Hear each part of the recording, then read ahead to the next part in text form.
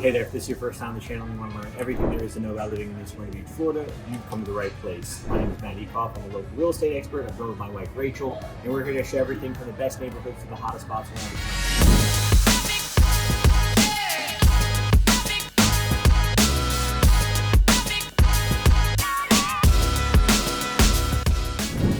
Phone calls, emails, and text messages every day from people just like you. Whether you're moving 2 days, 20 days, or 200 days, please reach out to us. We'd love to help you move to the beach. Make sure that you hit the like button and subscribe and hit the bell so you get all the notifications and all the updates around everything new Smyrna Beach and surrounding areas. Today we're in Edgewater, and we're going to be doing a pros and cons video on Edgewater. We spent the day around town and explored some stuff, and today we're going to talk about 5 or 6 pros and 5 or 6 cons. Let's talk about positive first.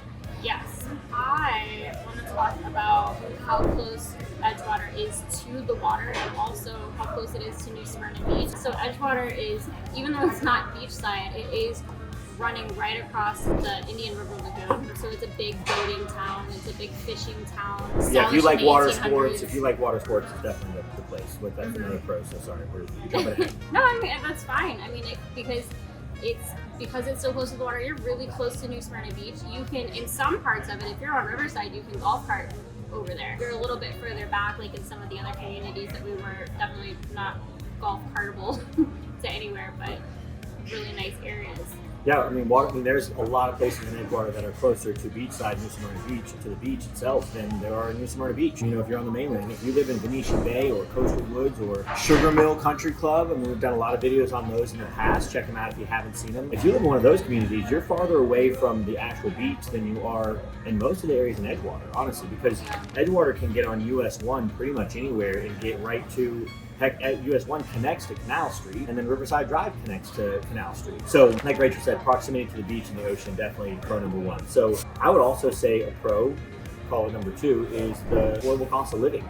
I mean, we toured some properties, and man, price per square foot on a new construction build and a fly-in community was less than it was new construction in a non-fly-in community in New Smyrna. So.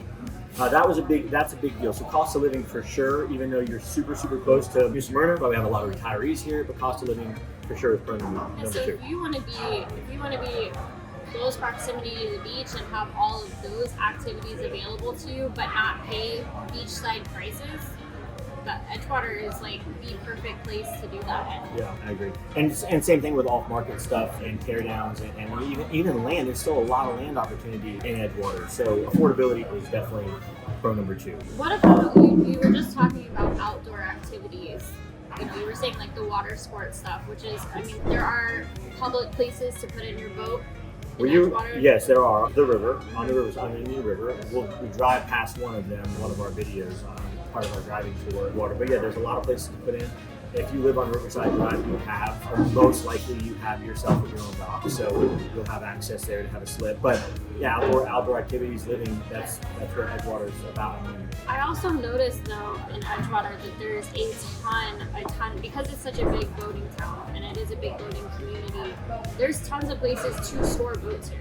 Like tons of storage and RVs and things like that. Storage, like that. There's like a never-ending amount of places to put those toys, if you will. Yeah. Like I think it's very accessible for somebody if you don't have a place in your home to store those things. There's lots of options for you. Sure, and boating isn't the only water activity here that's huge. Indian River is very calm, so you have kayaking is a big thing, paddleboarding is a big thing, fishing is a huge thing. There's a lot of areas in New Smyrna that you can, in Edgewater, a lot of places in Edgewater that you can go and fish publicly too. Though really, like pro number 3 for sure is outdoor living. 100%. Yes, and then also, what do you feel about what is the main demographic for this community? Like, do you feel like I feel like it's very family friendly. Oh yeah, it's a small town, under 30,000 residents here. So if you like the less hustle and bustle of things and you want to have a small town community but still be really close to the beach, then this is the place. Retirees are through the roof here, but also families. We have our friend David and his kids, his wife and kids live here, and very affordable. So small field community, I'm going to say pro number 4, but I'm going to jump really quick into pro number 5 and say that it's location and proximity to everything else. because you're so close to New Smyrna Beach, that's a huge pro to run US 1. Also, since you're on US 1, which runs through the middle of Edgewater, that means you can get to Ponce Inlet, means that you can get to Daytona Beach Shores, means that you can get to Port Orange and Daytona Beach just as quick. And actually, Edgewater has a back road that goes straight to 95, so you can get to Orlando in a lot less time than you can New Smyrna Beach. I know it's weird because we're right next to each other, but that little shortcut saves 10-15 minutes, and you're looking at an hour or under to the airport or to the parks. Yeah, so its proximity is a big deal. And tell them if they've never seen Edgewater on a map, which most people have not, where are we located? We're like just south, barely south of New Smyrna. Yeah, the most northern city of Edgewater is New Smyrna Beach, and then just south of us is Oak Hill, and which is also a small town. We'll have another video. We don't have a video on that one yet, but we will have a video on that. So make sure you check that out. But yeah, Edgewater, it's all the way on the East Coast as far as you can go to the Atlantic, and it's just like in a lot of East Coast cities. It's just a long line. Again, it's a small place. So I'm going to name a couple pros that aren't going to be like a numbered pro. So 6, 7, 8, 9, or 10, but just a couple things that stick out about Edgewater, which is really, really awesome. They have a Chick-fil-A here, which is great. New Smyrna does not have a Chick-fil-A. New Smyrna Beach, beach side does not allow a fast food restaurant, so which is great, but also I love my Chick-fil-A, and there is a Chick-fil-A in Edgewater. And McDonald's is very historic and has been redone, and that's pretty cool. It is cool, yeah. Edgewater has its own small public/private airport. That's absolutely amazing. You don't get it in a lot of the other places. New Smyrna does have one, but it's bigger. Edgewater has a smaller, like it's more quaint, but it's within that fly in fly out community, and you can fly into that and pay to like park your plane for the day or for a month or whatever. Yeah. So it is open to other people to fly in and fly out of there, but it is like a gated community back there.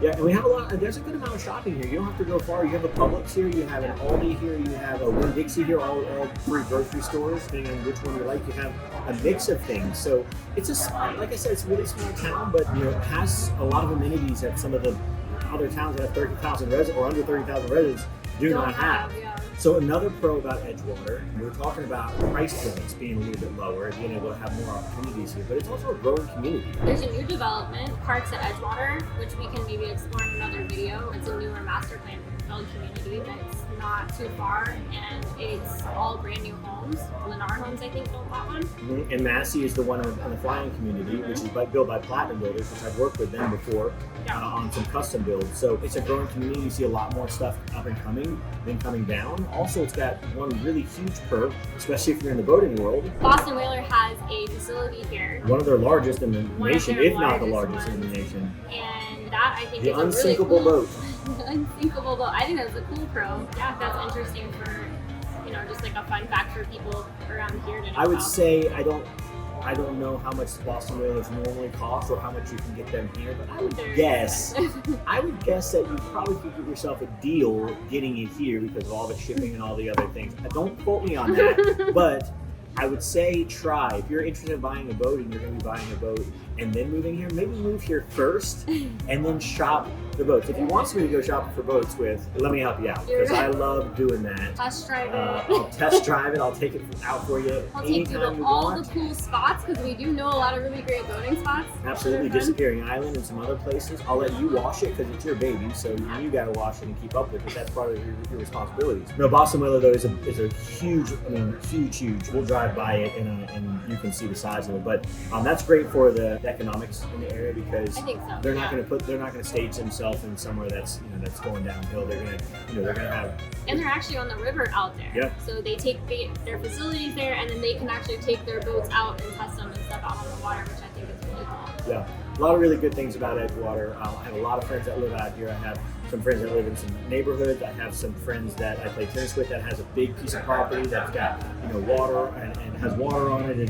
He does fishing and he does hunting and he does bow and arrows out there because he's got a lot of land. Yeah. So, but I think that's what's cool about Edgewater is that you have such a mix of homes here because it was founded in the 1800s. So Riverside has all these really cool, beautiful, old historic homes. Then you've got new builds, and you've got a mix of like newer little places that are like the Massey community. And then you've got places like your friend he lives in a very private area. Yeah, dirt road, I mean, you've got such a choice here, and especially like you were talking about the price of everything. And then you are literally right next to New Smyrna Beach. I mean, Canal Street, you're 3 minutes to 10 minutes away, so proximity is great. But let's not just celebrate Edgewater for being the greatest city in the world. It It is pretty good. Let's talk about some of the cons. So you were talking about how you're really close to New Smyrna. You're close to the Canal Street, you're close to Flagler and all of that stuff from over here. There is some shopping here, but there is limited nightlife that is in Edgewater itself. You're still pretty close to those things, but it's not here within the city, is what you're saying. Yeah. Okay. No, limited nightlife for sure. I mean, it's got, again, we've talked about the pros, a small sense of community. We're a little barbecue place now that's really cute. Probably not known for its nightlife. They probably close around 7 or 8 o'clock. Because, you know, I don't know what time they close, but just because of the older community here. So, yeah, nightlife is one of the cons for sure, lack of nightlife. So we'll call that con number 1. Con number 2. I think it's all of Florida's con, really. Well, call it what it is. It's still Edgewater. You're talking about hurricane risk, right? Yep, hurricane risk. Well, we are on the edge of the ocean here.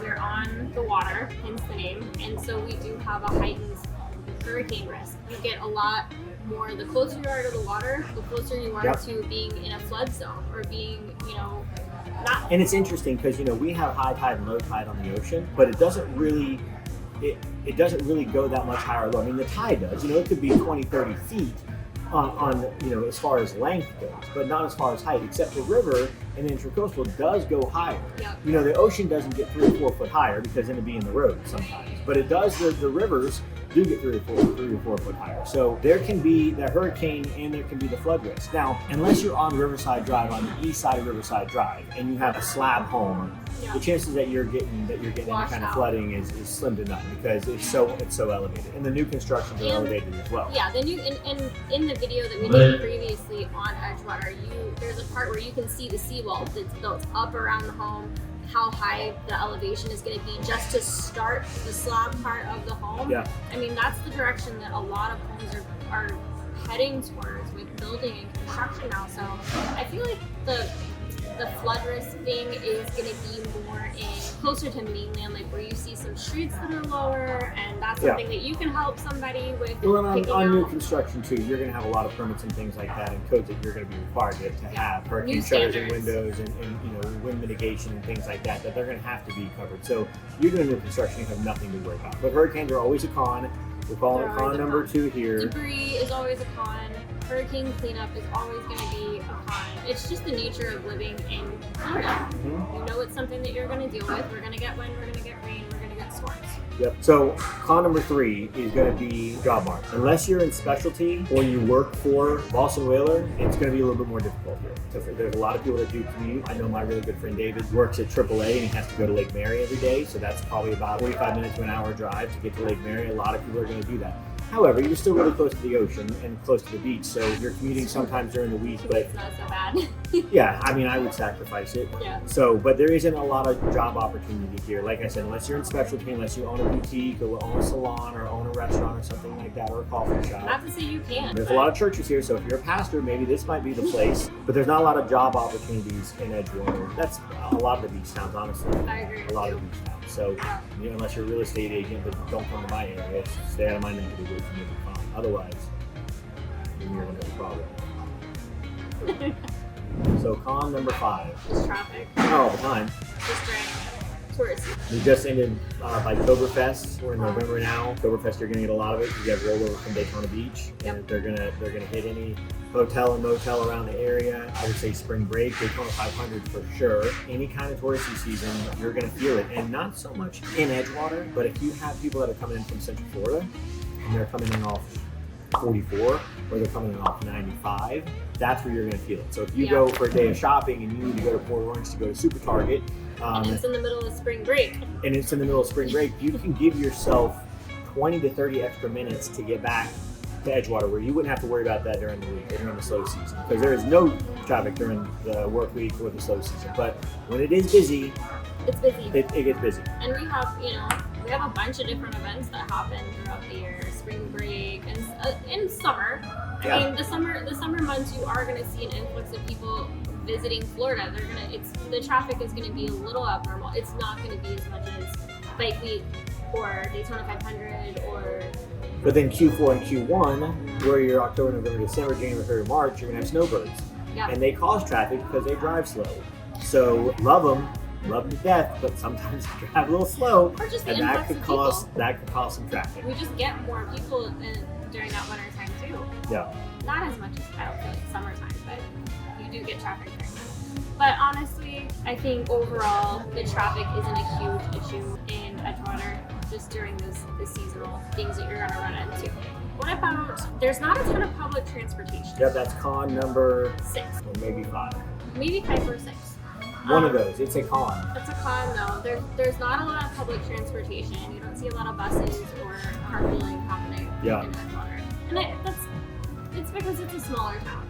It's a smaller town and most people are going to be New commuting. Smyrna and Port Orange and Ponce and Daytona Beach Shores and Daytona all have the Voltran bus. That is true. They don't have it here, so you're driving somewhere. You're driving somewhere. And if you're getting an Uber, you're probably paying a little bit more because it's not real prevalent in the area. So, but look, we're grasping at straws here, right? Yeah, I mean, we if are. we're going for con, if It's hard. con at Edgewater is public transportation, give me a break. Look at that as a positive thing, I would say. Yeah.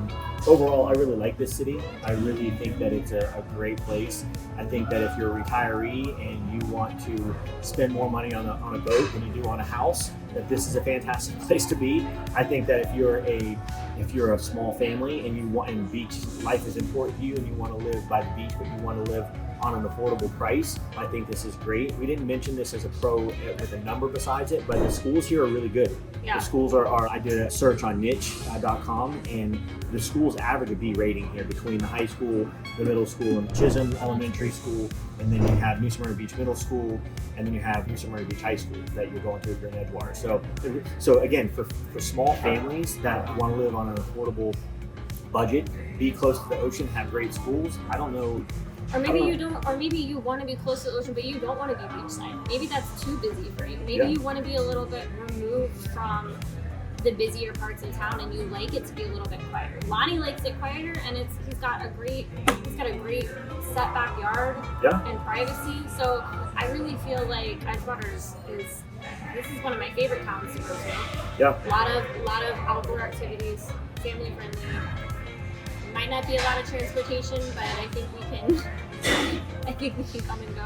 I don't know if a lot of people watching this video don't have transportation or They getting do. themselves around. So Yeah, if that's the con, I think, overall, I think it's a great place. If you're interested, I've helped clients here. I actually actively went and searched some places today for somebody that was looking in the fly out community that doesn't even live in the state. If you need help, listen, we get calls, emails, text messages, Zoom invites every day from people just like you. So whether you're looking to move in 2 days, 20 days, or 200 days, reach out to us. We'd love to help you move to the beach. Until next time, bye.